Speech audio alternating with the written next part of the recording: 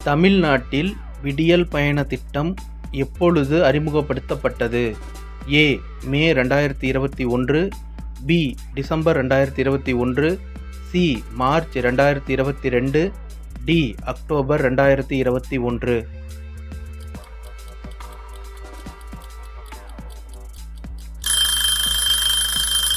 விடை ஏ.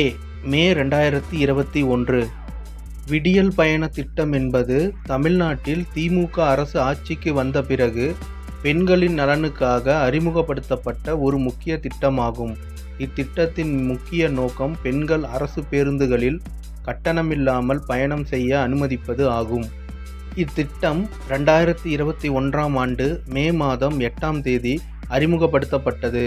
இது திமுக ஆட்சி பொறுப்பேற்றவுடன் முதலமைச்சர் மு.க. ஸ்டாலின் அவர்களால் தொடங்கப்பட்ட முதல் முக்கிய திட்டங்களில் ஒன்றாகும்.